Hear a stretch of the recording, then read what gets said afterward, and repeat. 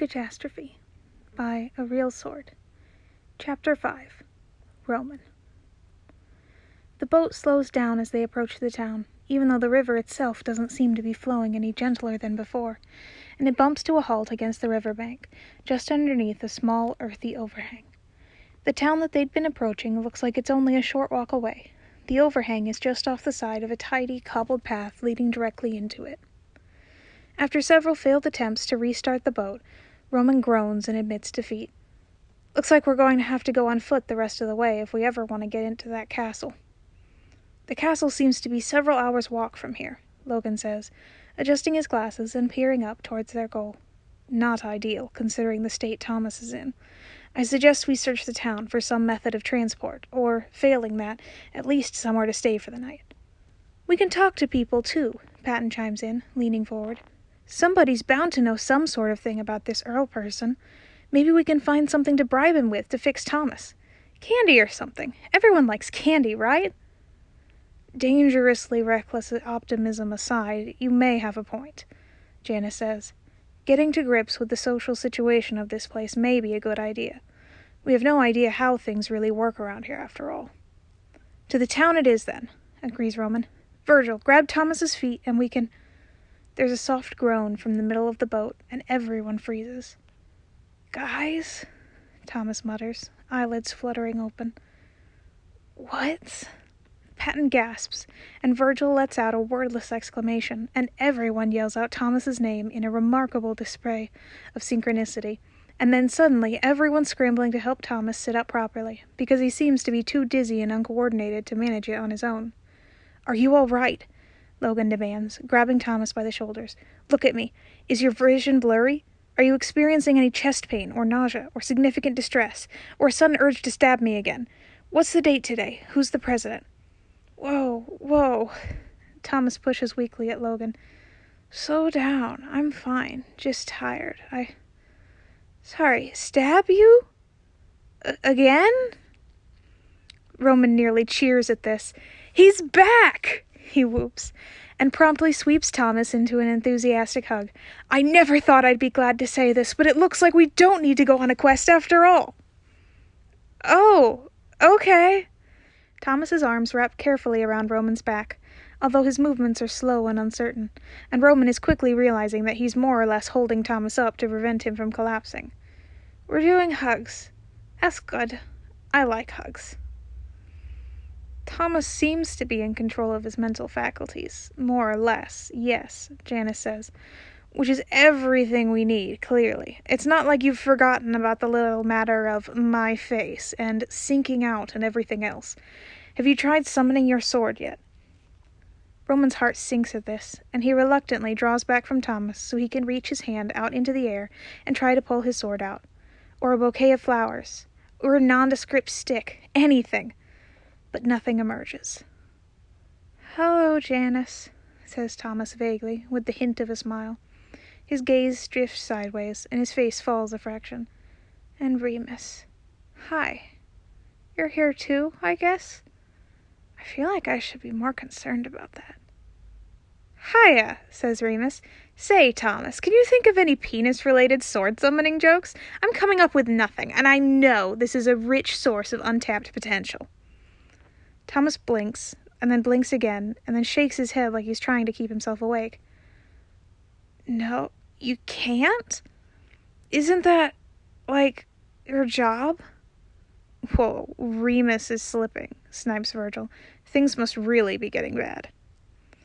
Patton's kind of squished behind Thomas all this time, and he's taking advantage of his position to press his ear to Thomas's back, which is, quite frankly, really weird, but Roman's not going to call him out for it.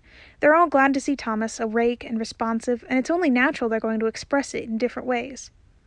Thomas, Patton says, pulling back from, well, his back. Listen, kiddo, I love you a lot, and it's so good to see you up and at 'em, but... There's no easy way to put this. Your heart's still wrong. Says Thomas. Aren't you my heart? Sure am, chirps Patton, patting at his hand. But I mean more in the metaphorical sense. Literal, corrects Logan. You mean literal. You're his metaphorical heart. Oh, Patton says. Well, in that case, I still don't know what I mean. Which is fine and normal, unlike everything else that's going on today. What I'm saying is, I think we might still need to go and have a long chat with that Earl person. Thomas tries to sit up properly on his own, but just ends up sinking back into the boat. Okay, it seems like there's a lot going on right now that I missed out on, and I'm kind of struggling to process it, I guess. Where are we? Is this some new part of the Mind Palace? He pauses and squints at all of them. Are you all wearing my clothes? They're our clothes too, you know, Remus huffs. And no, Logan says, this is not the Mind Palace, or anything of your creation, inadvertent or otherwise. This is... He hesitates visibly. We are... I don't know where we are. But we had been led to believe that this is where you were last night. Does any of this seem familiar to you? No, replies Thomas, not even pausing to think about it. He looks around at the river, still flowing onwards, and then up at the brightly lit town just above them. The last thing I remember before going to bed is eating that pie. That was good pie, he adds musingly. Making it was a good idea. Virgil pulls a face. Probably not, but okay. Hang on, Thomas says, abruptly drawing himself out of pie-related pontification. Shouldn't you know that, though? I mean, you guys know everything I do. Mostly everything, he adds, with a glance at Janice. And, not to sound like a Western cliché, but this boat really ain't big enough for the 5, 6, 7 of us. Do we really all need to be here? Everyone exchanges a glance. Well, they exchange several glances, but it's mostly the same sentiment being communicated with those glances. We should see what's going on with this town, Logan says, straightening his tie. Thomas, we can fill you in as we do so. Do you think you can stand? Maybe? Says Janice, and extends a hand out towards him. Let's see what I can do to help. Thanks, Thomas mutters, and allows Janice to help him up and off the boat. He staggers and limps and trips his way up the bank, but manages to stay standing with a steady arm snaked around his waist as everyone else moves up to join them. The moment that the last of them leaves the boat, it jolts back into life, seemingly of its own accord, and begins sailing away down the river. It picks up speed and, within less than a minute, disappears around a bend. Oh, says Patton. Oh, okay. Excellent! Exclaims Remus, a bit too much genuine enthusiasm in his voice. Now we're trapped here. I don't understand, Thomas says faintly. The short journey up seems to have drained the small amount of vitality he had gained upon waking up. We'll do our best to explain, Logan is quick to assure him, even though there's parts of it that, well, even I, personally, am slightly unclear about. No, says Thomas. No, not that, although, yes, that too, I guess, but no, I don't understand why you're all here. I can't feel you. You're not me. Not anymore. You don't need to be here, helping me, or whatever you're trying to do. You could have just left. Gone to do your own things. Not had to keep dealing with, this. There's an uncomfortable pause. Well, despite everything, I am pleased to report that your self-preservation instinct remains as strong as ever, Janice said, adjusting his scarf. Even if you apparently want me to abandon you to the wolves. Honestly, what are you talking about? Virgil frowns and shifts uncomfortably before his expression hardens. Yeah, that sounds like bullshit. Why would not being attached to you mean we walk out on you? We still are you, is Roman's contribution, although he feels his heart beating unreasonably fast as he says it. Honestly, it's almost like you don't want us around. We love you, Thomas, Patton adds softly. Part of you or not. Being like this, I don't know about the rest of you, but for me it hurts. I want to be right back in place, as soon as I can. Thomas seems on the verge of arguing this point, but then he just slumps. Yeah, you're right. I'm sorry, guys. He trails off. You think you're gonna get away from me that easily? Remus points out with a fierce, horrible grin. To this, Thomas lets out an exhausted huff of a laugh. Yes, quite, agrees Logan. And now that Thomas is sufficiently reassured that we're here for him and always will be, shall we get going? We have a lot of ground to cover, and I don't think we'll want to be covering it after sunset. The town is, in a word, lovely. It's your classic, tiny, cozy fantasy town, torn straight from The Hobbit or maybe a Ghibli movie. Cheerful people in period costume going about their business, baking and selling bread, carting along scrap metal, brewing up potions on street corners, and as it turns out, the bright, electric-looking lights that had been visible even from such a distance weren't so much electric as magic. Glowing balls of pure energy that hover in place, and they're practically everywhere. This makes Roman unreasonably happy for many reasons, and also makes him very much want to steal at least one of these to take home with him. At the town entrance, they all split into smaller groups. A lot of them aren't happy about this, Roman included. Splitting the party is nearly always a terrible idea, especially where towns and magic and curses are concerned. But Logan insists, and since Logan is the logical one with all the clever ideas and everything. Ah well, never mind all that. His reasoning had been 7 more or less identical people wandering around together might attract the wrong kind of attention, so let's try to limit that, and that does make some amount of sense, so...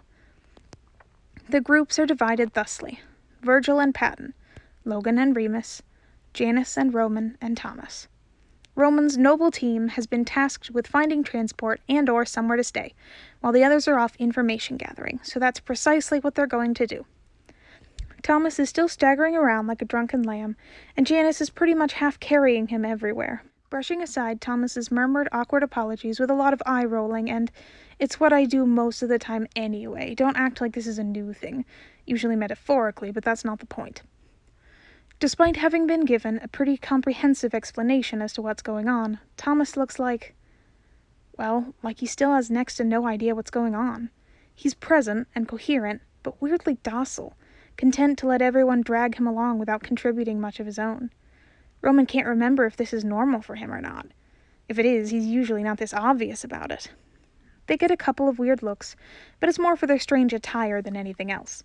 The ways they hold themselves, and the Lion King's snake up, are different enough that it's not so much, "Hey, those 3 guys are identical clones," and more like, weird but cool, you don't see many triplets around these days. Plus, Roman is extremely charming. The general consensus from all the people they talk to seems to be that any type of transport, horses, carts, anything, is way out of their price range, which, to be clear, is non-existent, because neither Roman nor anyone else in their group has anything even resembling a pfennig, whatever that is. "Useless," growls Janice to himself as they make their way out of the blacksmith shop front. "Completely useless. We should have thought before we set off." "There's no way we could have known," says Roman. "We'll have to find a way to earn some money, that's all. It can't be all that difficult, not with our extensive skill sets. 1 skill set split into 6.5? "You think so?" Janice says with a faint snort. "That's just... Did that lady seem familiar to you?" Thomas interrupts dazedly. "Like, familiar, but not all that familiar?" "Thomas," says Roman, after a short pause, "we have never seen any of these people in our collective life." "Familiar how?" Janice asks, distracted, hitching Thomas's arm up more securely over his shoulder.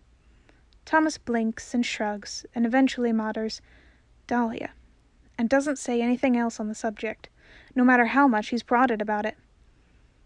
"Okay," says Roman. "Thomas's terrifying troublesome tangents aside, we have got to find some job. Any bright ideas?" "Steal money," Janice suggests. "Let's not," mumbles Thomas. "What sort of odd jobs do you think they have around here? Doesn't look like there's that many cars to wash." "Perhaps they'll need horse washers instead," Janice says. "Cutting wood, possibly," says Roman. "Or collecting potion ingredients, slaying foul beasts in the woods. There's bound to be abundance of things to do around here." He's about to say more when he sees an unfairly gorgeous man sitting on the steps of a nearby home, and he can't look away. No, not like that. Well, maybe just a bit like that. He's tall and dark-skinned, and he has something that somewhat resembles a guitar but looks closer in form to a lute, or some other medieval instrument, resting in his lap. He plucks at it as he chats idly with a cheerful-looking woman who's perched on the railing just above him. The upturned cap filled with coin that's resting in front of him indicates that he's performing for money, although maybe not at the moment. Janice catches Roman's gaze and says, "No, absolutely not." But Roman's already got a really excellent plan, and he's raring to put it into action. He hears Thomas laugh and say, "Too late, I guess." And Janice's answering huff of frustration, but Roman's already coming up to the handsome stranger, who glances up from his conversation and raises an eyebrow. "Greetings and salutations, hail and well met," Roman exclaims with a wave. "I couldn't help but notice your lovely instrument and your equally lovely face." The man laughs suddenly, surprised, like he hadn't expected to be amused, and is really quite enjoying it despite that. "Well now, free compliments. Those are in short supply these days. Or is it free?" His gaze sharpened. "Are you expecting something in return?" "Only your name, my dear handsome stranger," says Roman, with a slight bow. "Octavian of Cadath," says the man, with a crinkle in his brow that Roman hopes means he's been charmed thoroughly by this. He strums out a colorful swirl of notes. "Troubadour, troublemaker, and tremendously good at what I do. That's my name, and yours, in return, if I may be so bold." "Prince Roman of—" Roman flails internally for a terrifying split second. Sanders. Storyteller, nicknamer, dreamer. Also extremely broke." Octavian of Cadath looks him up and down for a moment with a sort of half-smile, and shifts his fingers into another position. Another flurry of notes, this time spaced out and arpeggiated. "A prince? We don't see many of those around these parts." He affects a low bow that's just on the pleasant end of mocking. "My apologies for not recognizing royalty when I see it, my lord." Roman's brain stutters. Damn it, now's not the time. "No need for formalities. Please, just call me Roman. My companions and I are from quite a ways away," Roman says, "and we've made the grave mistake of leaving our wallets, coin purses at home." "All of you?" says the woman. Roman notices that she's holding a rudimentary sort of tambourine, a thin membrane stretched over a wooden frame, metal dangling from the edges. "All of us," Roman confirms. "Our departure was speedy, and not very well planned." Octavian plucks absently at the lowest string of his instrument, a repeated drone of a note.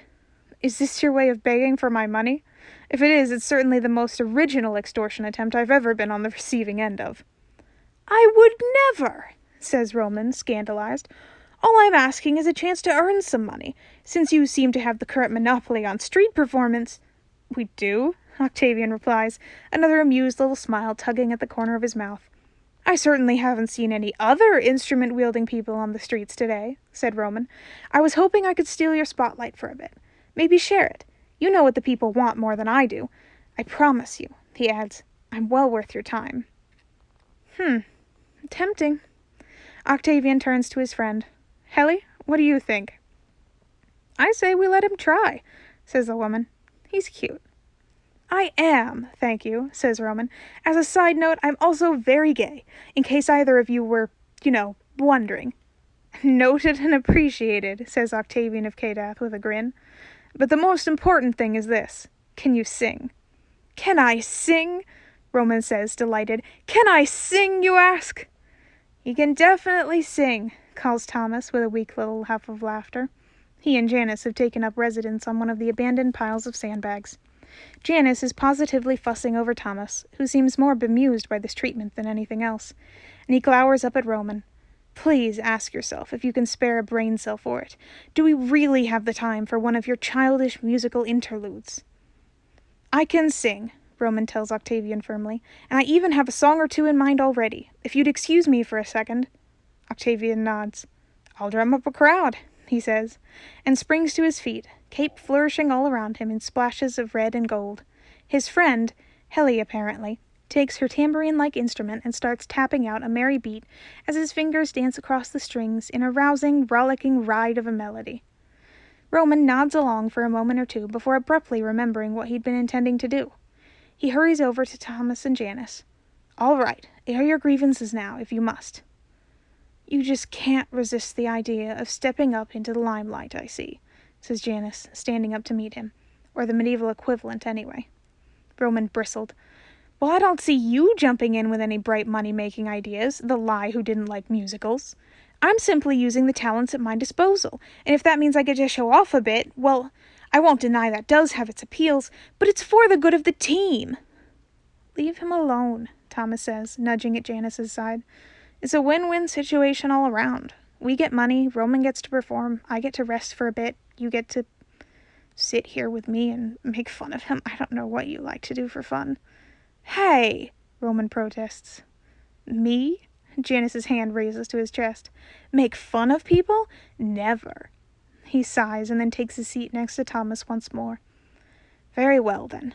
Do remember that we've got to meet up with the others in approximately half an hour." "Have fun," says Thomas, giving him a double thumbs up.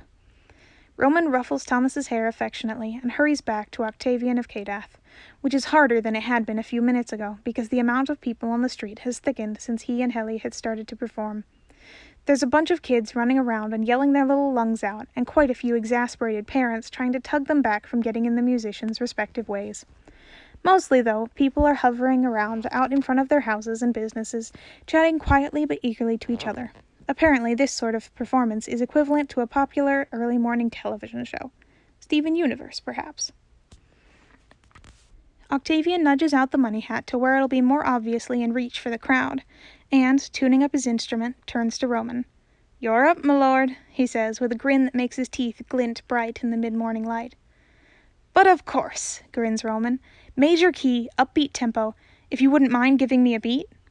Helly obligingly starts tapping out a cheerful, jingly rhythm against her thigh, and at Roman's indication speeds it up even more. Roman quietly hums the simple tune that he has in mind, and after only a few bars, Octavian starts strumming too. Bright, shining chords and a sparkling ostinato. Roman bounces on his heels, wiggles his fingers, blows a kiss to Janice, and starts to sing. "Oh, once I knew a snake with a grin and a wink and a cape and a hat to boot. He'd lie and he fake like a silver-tongued skink of particularly ill repute. Though his glibness I admired, he had multitudes of that. Every day it went the same. No matter who inquired, whether thin or short or fat, he'd never tell a soul his name. Is it Lyle? Is it Ezra? Is it Lou or Lars or Lee? Is it Anwar, Cain or Harvey? Is it John? By some strange-ish concomitance, stroke of serendipity, would it happen that your name is Dolion? Is it Ethan or Iago? Is it Lucas? Is it Dennis? Is it Dante, D, or Marcus? Maybe Brody? Could it be, my slippery fellow, that your real name is Horace? Or if you're feeling parabolic, is it Loki? Lucifer or Icarus? Jekyll, Jam, or Julius? Thomas, Preston, Damien, or James? Declan, Steve, or Dorian? Lionel, or Lucius? There must be one. I'm running out of names." And he'd clasp both his hands with a maddening smile, and he'd laugh and exclaim, "I don't rightly understand. Why, how rude and downright vile. You should never ask a snake his name." The song is well received. Of course it is. It's a Roman Sanders original, never before performed, and it never will be again, seeing as it's pretty outdated now that they actually know Janice's name. The kids, at the very least, appreciate it. They probably don't understand very much of it at all, but they, like any sane human being, appreciate the novelty of a song that speeds up more and more with every new verse until it's almost impossible to make out individual words. The hat is passed around. Coins go clinking in, which speaks for itself how much the paying adults appreciate it. Octavian laughs and exclaims, "So you can sing!" "You doubted me?" Roman says, and blows another kiss in Janice's direction, because he seems torn between annoyance and, well, even more annoyance at Roman's rather pointed song. Although Thomas does overcome his lethargy for a moment or two to let out a holler of appreciation and some weak applause. That's something, at least. "Are you really that idiotic that you've somehow managed to forget my name already?" he hears Janice yell from across the square, but he ignores it and turns back to his loving audience and fellow performers. "Got anything else?" Helly asks, shimmering that tambourine up and down at a rapid tempo, which is an invitation if Roman's ever heard it. For the next half hour they perform. Roman picks songs he knows won't clash too dramatically with his current setting, some Disney songs, of course, an original he's been working on about a battle between two pirate brothers, although it isn't quite complete yet, but that doesn't seem to matter right now. That one rowdy pub song from Oliver, which Octavian and Helly managed to pick up on pretty quickly after the first two choruses, and they have marvelous voices. Not as lovely as Roman's, but they can sing and belt and harmonize with the best of them. And after half an hour of this, Roman's genuinely sad to see it end. Octavian calls a halt to proceedings after Janice waves at them pointedly, and Roman mutters an apology. and the crowd disperses, in markedly cheerful spirits. Roman's high on the thrill of performance, and he's almost forgotten entirely why he'd been doing it in the first place, when Octavian comes over with the cap full of money and a performance-induced shine to him that mirrors how Roman feels. "All yours," he says, and passes the cap over to Roman, whose eyes widen. "But some of this was already yours," he says. "I couldn't possibly—" "Don't worry," says Helly with a smile. "Money's not really a problem for Octavian, and he helps me out. And you certainly earned all of that. Please do keep it." "Thank you," says Roman, and looks at her for a long, long moment. Her smile is familiar. Something about the crinkle of her eyes and the curving of her lips. He can't place it, but it's really familiar, and to be perfectly honest, it's bugging him quite a lot. He had thought Thomas's earlier comments about various people in the town to be a result of his less than coherent current state of mind, but maybe there's something to them. He scoops up the hat and weighs it in a hand. It jingles pleasantly. "Is there any place where I might be able to obtain a horse?" he asks, "and preferably a cart or carriage of some sort, in the soonish time vicinity." "Oh," says Helly, and trades glances with Octavian. "If you're looking for transport, that's almost certainly not going to be enough." "What?" Roman exclaims, and snaps his fingers angrily. "Ah, son of a bitch-ass motherfucking banshee! Monty Lython over there is never going to let me hear the end of this." "Well, I'm sure there's an alternative," Helly says, sounding unsure. "Where was it you needed to get to, anyway?" "We need to make our way up there," Roman says, and points up above the town toward the mountain looking over it all. "The Earl King's castle?" Octavian says, sounding genuinely startled for the first time. "Why in the name of anything would you want to go up there, especially at this time of year?" "He's taken something from our friend, and we'd be mildly overjoyed if he'd give it back," says Janus, as he comes over to join them, still scowling about the name song, accompanied by Thomas, who's relying more on him to stay upright than not. "Yeah, and what's so important about what time of year it is?" Thomas asks. "It's just about as complicated as he is," says Octavian, and looks over at Helly, who's been looking distinctly uncomfortable with the conversation ever since the castle had been brought up. "Go," he says. She hesitates. "Are you sure?" "I'll be fine," says Octavian, "but you might not be, so you have no obligation to stick around or help." He reaches over to the money cap and skims off a handful of shining coins with one hand before presenting it to her. "I shouldn't be more than a few days. Don't worry about me, Heliotrope." "A few days?" says Roman, as Helly takes the coin and briefly embraces Octavian, who's actually just a bit shorter than her, before hurrying off into the town. "What's that all about?" "You need transport up to the palace for what seems like a very important reason," Octavian says, and adjusts his cape so it falls more neatly over his shoulders. "I have that transport, and I'm not too unreasonably busy these days. It would be wrong of me not to extend an offer of help, my dear prince, especially after that performance of yours." "There are 7 of us in total," Janus points out, with narrowed eyes.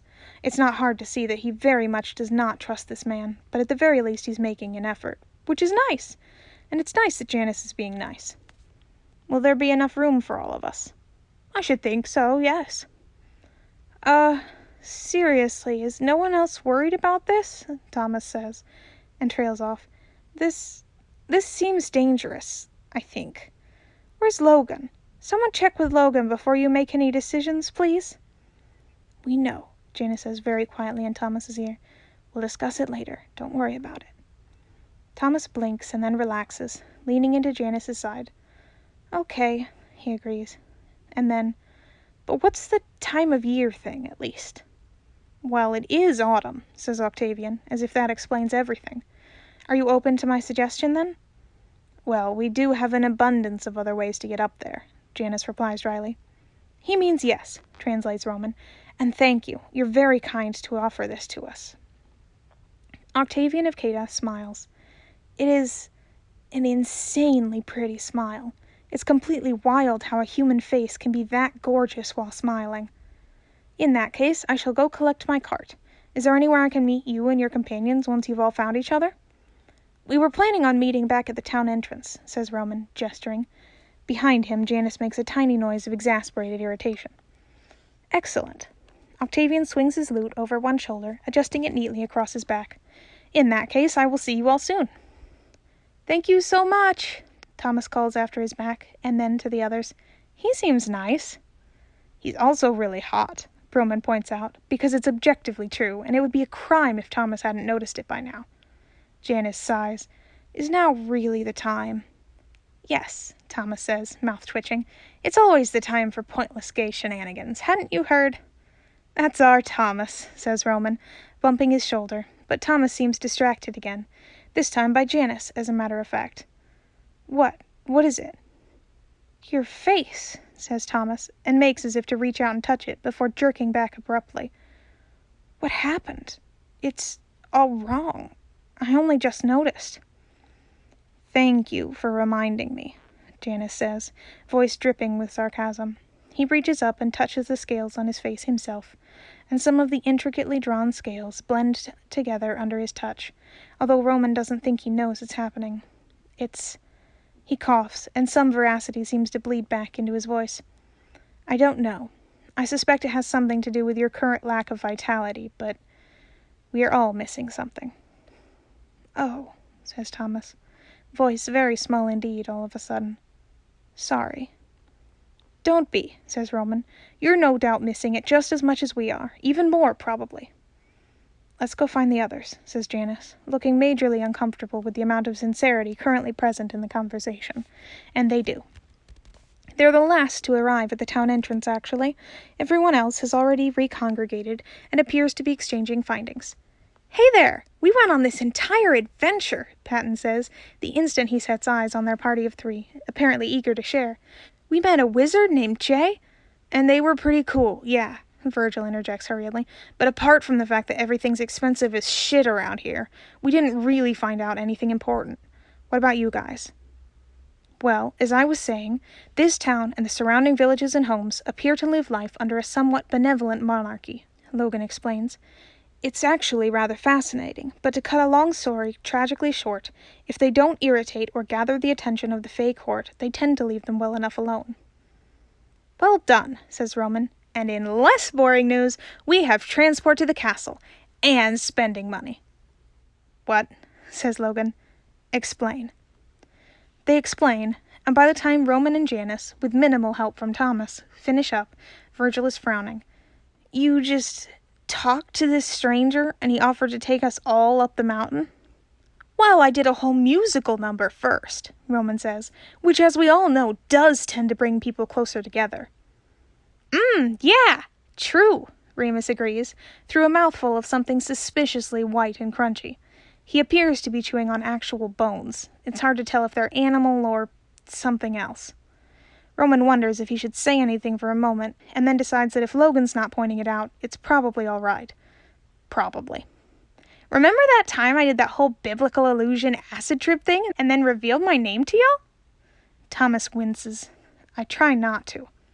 Remus grins. There's bone splinters all too visible between his teeth.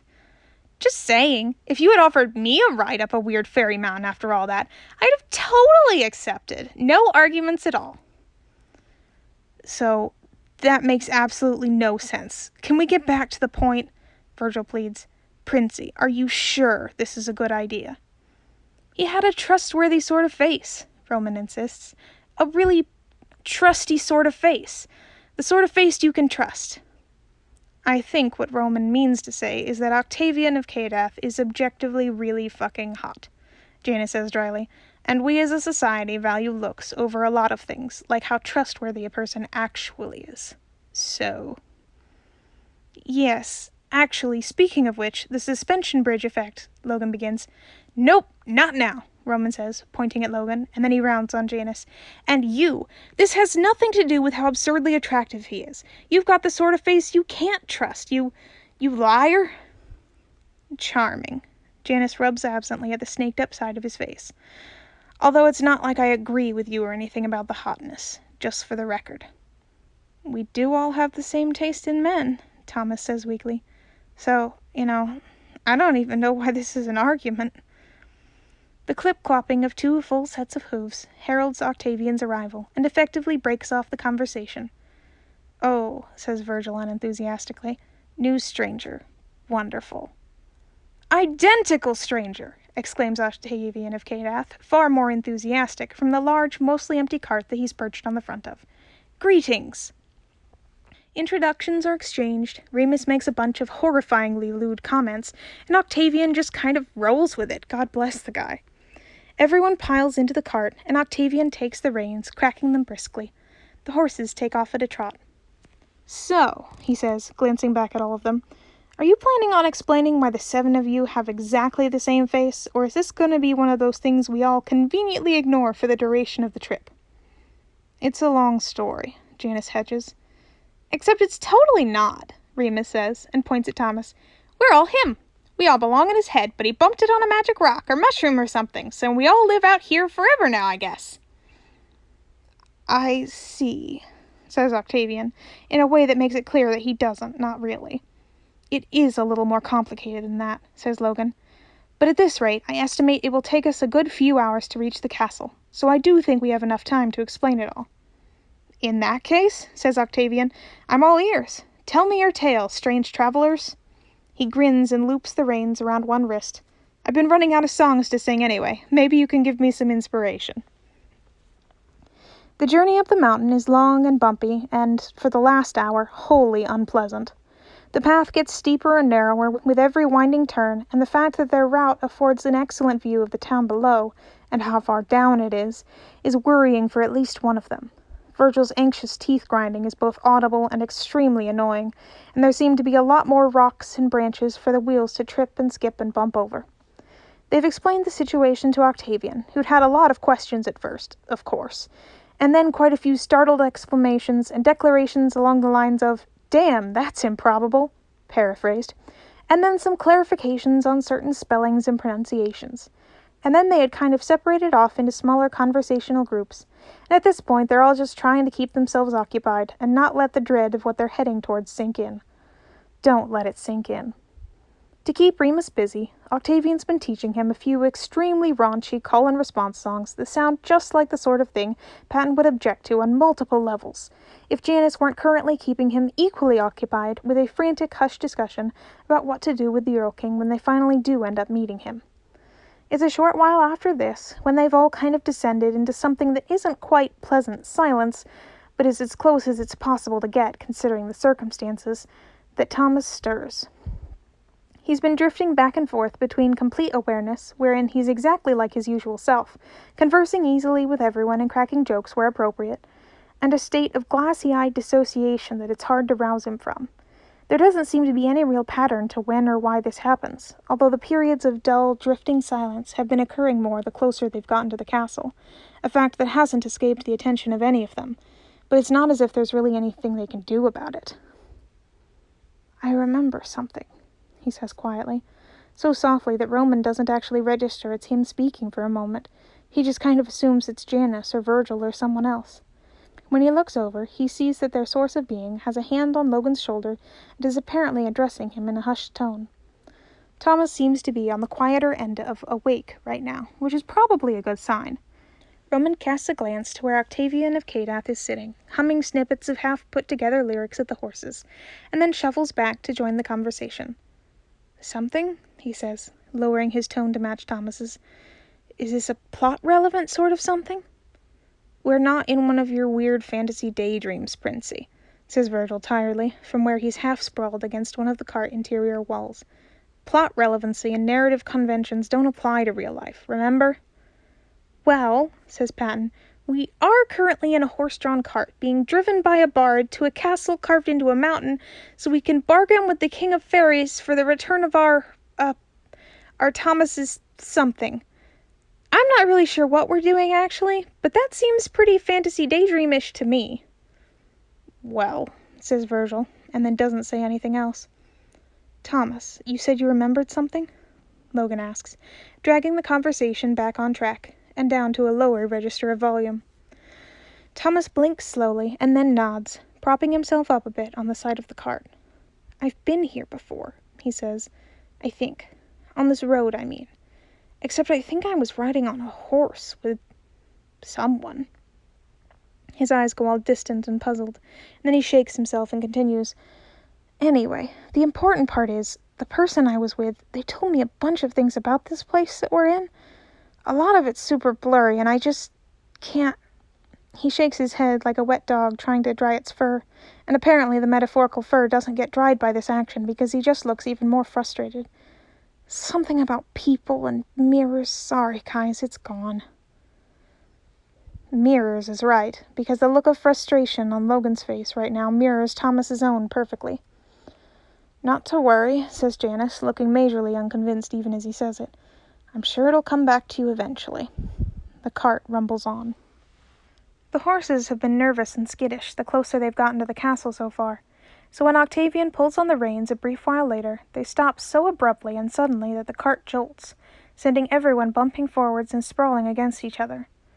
They've stopped a short distance from the actual gates of the mountainside castle, which are unimaginably big and carved from lengths of unbroken wood so tall that it almost seems like they've grown into place rather than been constructed. To be clear, says Octavian, hopping easily off the cart and gesturing for everyone else to do the same, I will not be entering the castle with you. The king and I have bad history. The 7 of them slide off the back of the cart with assorted sighs of relief and discomfort that stem from having sat in the back of a moving horse-drawn vehicle for far too many hours on end. Octavian almost immediately starts coaxing the horses off the path into a small outcropping of stone where they're hidden from view. I will, however, wait for you, he adds, glancing over his shoulder. You'll need a ride back to town if you should succeed. If you don't return within 2 days, I shall assume you've died in a terrible fashion and leave without you. That last bit is said without the slightest hint of joking, which really doesn't bode well, come to think of it. Will you be all right out here? Patton wonders. There's not a lot to do, and did you even bring enough food? Octavian has set the horses grazing and is already tugging out his lute. To be honest, I needed some peace and quiet for composing now. This is the perfect opportunity. You have our deepest appreciation for bringing us all this way, says Logan, adjusting his glasses slightly. Octavian waves this off and strums at his strings thoughtfully. It was no trouble, and you've given me more than enough material to repay me. Really, you have. Ah, before you go, what do you think of this? A quick flurry of notes, punctuated by percussion as he taps his fingers against the wood of the fretboard, and he sings, Mr. Standards had 6 sides who would not let him sleep. He'd been up to almost midnight, eyes shut tight and counting sheep. At 12:30 he sat up, rubbed his eyes and shook his head. That's it, I'm done, exhausted. What is wrong with you? He said. Very nice, Roman enthused, as the music trails off and it becomes apparent that there's no more of the song. I approve greatly. Patton grins and claps obligingly. Where's it going from there? No idea, says Octavian cheerfully. I'll work that out later. But it's something, isn't it? Could use some gore, Remus suggests. Just a smidge, or 20.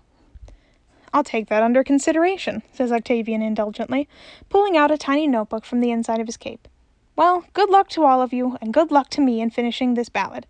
And one final suggestion. Do try not to give anyone in that castle your real name, if you can help it. All of you have been dreadfully cavalier with yours so far. I'd hate for something to happen as a result of it. Now that's advice I can get behind, Janice says with a slight frown, and glances at everyone else. He's right. Giving your name to the Fae is a notoriously bad idea. Well, says Virgil, as they wave goodbye to Octavian of Cadath, and begin to head up the path toward the castle gates. It's not like that's going to be a problem for you to see. Okay, so I was overly cautious about giving my name to strangers, Janice says, tightening his ratty yellow scarf pointedly. Can you blame me? I got there eventually. We are all literally the same person, Virgil exclaims. Thomas takes the opportunity to frown slightly, and then says, apropos of nothing, and sounding more than a bit confused, Hey, that song was about me. Sure was, buddy, Patton says, patting him tentatively on the shoulder, and then immediately having to grab him by the arm, because apparently that's all it takes to send him toppling over. Whoa there, you doing all right, kiddo? Thomas rights himself haltingly and says, Yeah, I'm fine. There's the castle. Let's go. The gates are even bigger up close. The carvings are intricate and astoundingly well made, like thousands of individual strands of wood all braided into thick poles that look like they'd take centuries to saw through. Roman's already putting himself down for at least 5 minutes of staring at this in wonder. But then Thomas bumps into him, pushing him aside so he can get to the front of the group. Quite rudely, too. He's moving unassisted, which is something, at least. Roman's about to open his mouth and object to being rudely shoved aside anyway, but he's pretty quickly cut off by the most concerning thing he's heard all day. "I belong here," says Thomas, quite firmly, to nobody in particular, with an uncomfortably familiar glint of brightness in his eyes. "Nope," says Virgil immediately, grabbing Thomas's arm. "We are not doing this again. Thomas, we are leaving." And a grating layer of distortion overtakes his voice for the last few words, which apparently startles him so much that his grip on Thomas slackens for just a few seconds. A few seconds too long, and at the worst possible moment, too. "Virgil, your spooky voice! It's back!" Patton says. "Fuck my spooky voice!" Virgil yells in his spooky voice. "Somebody grab Thomas!" Too late. Thomas is now right up next to the big towering gates, and he's moving with a confidence and fluidity that he's been sorely lacking this entire time. Roman lunges for him and manages to grab his shoulders, but not before he gets a hand on the intricately carved wood of the gates, and that, apparently, is all it takes for them to start swinging open of their own accord.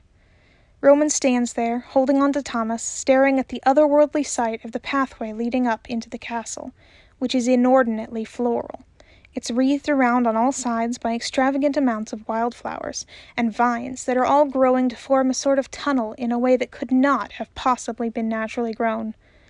And then there's a tall, willowy figure who's standing at the end of the path, hands folded neatly behind his back, clothing so bright and flame-like that for a moment Roman thinks he's actually on fire. Virgil grabs Roman roughly around the waist and starts hauling him and Thomas backwards with a surprising amount of upper body strength. "No, no, no," he yells. "We are going, we're leaving, we're not fucking doing this, come on!" Thomas jerks his way out of Roman's grip with a smooth little twist of his shoulders. He's already walking down the path with purpose, directly toward the tall figure waiting for him. "Oh, you've got to be kidding me!" Virgil roars. "Thomas!"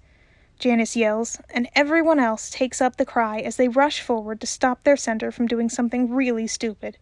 Which, yes, is pretty much par the course for them, but usually the stupid thing involves bulk buying a whole bunch of worm-on-a-strings online for no good reason, and not walking right towards an actual literal fairy. Patton, surprisingly, is the fastest, and therefore the first to get to the end of the path.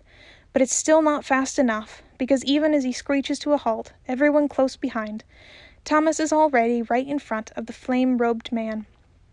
And the man in question is radiating such unquestionable power and authority that it's pretty clear that doing something like grabbing Thomas and dragging him back would be a really terrible idea.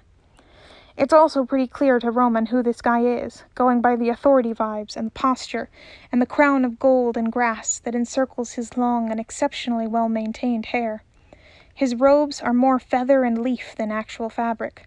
The bright oranges and reds of autumn encase his torso like a cocoon, spilling down to follow him on the ground in a silent trail.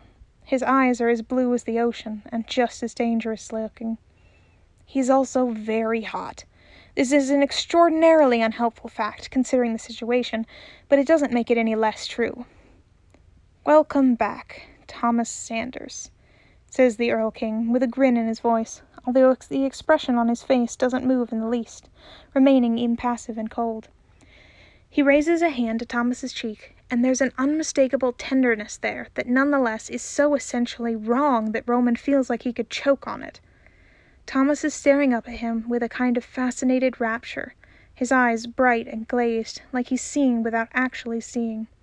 "Let him go," Virgil snaps, taking advantage of his newly returned voice for the spook factor, although it doesn't seem to have much effect at all. "But he's mine," says the Earl King, sounding genuinely surprised. "Falsehood," replies Logan. It's not whip fast or razor sharp. His voice shakes, and so do his hands, although they're firmly clasped behind his back. "Thomas belongs to nobody and no one."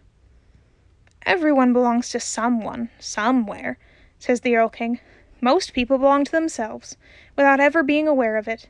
My dear Thomas belonged to himself until he unwittingly signed his heart and body away, and now he belongs to me and one other." "What? Explain," demands Roman. "He belongs to you? You and who else?" Says the Earl King, and caresses the side of Thomas's head, long fingers tangling and catching in the knots in his hair. I would not normally be so amenable to sharing someone so very pretty, but needs must. He sighs, the sound drawn out and pleased. Ah, Thomas? Yeah, says Thomas, sounding dreamy and utterly lost in thought. Do stay with me a while longer, won't you? No more running off. It isn't good for me or for you. Yeah, says Thomas, with a breathless grin. That is precisely what I like to hear. The Earl King leans down and presses a precise kiss to Thomas's forehead. For a second, there's a flash of clarity in Thomas's eyes, and he says, Wait, no. But then he just collapses. He goes down smooth and slow, sinking down to the ground and toppling over and curling up into himself. And then he's just lying there, still and unmoving at the Earl King's feet, cushioned by the unnaturally green grass and moss all around him. Remus lets out an unholy noise and charges. There doesn't appear to be much thought behind the attack, which isn't all that surprising. He swerves around Thomas's fallen form and throws himself bodily at the Earl King, all furious elbows and fists and nails, apparently determined to tear the Fairy King limb from limb with his bare hands. But Roman blinks, and suddenly his brother isn't anywhere close to the Earl King anymore, although the king himself hasn't moved in the slightest. Dispense with these foolish attacks, orders the Earl King, although he sounds faintly amused. You cannot lay a hand on me. How dare you, snaps Roman, so angry he can barely force the words out. How dare you! Give him back! The Earl King just stares at him quizzically, like he just doesn't understand, like he's incapable of understanding the simple truth, that Thomas is not property for him to own and keep, and actually the whole thing is blatantly ridiculous because they are all him, and of course they are him, and he's theirs. What even is any of this? Roman seethes. He glances back to see what everyone else is doing, to see if anyone's making a move or anything, and this is why he sees the exact moment when Logan makes eye contact with the Earl King.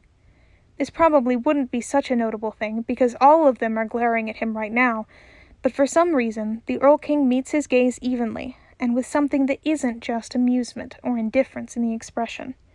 Something like understanding actually seems to pass between the two of them for a moment.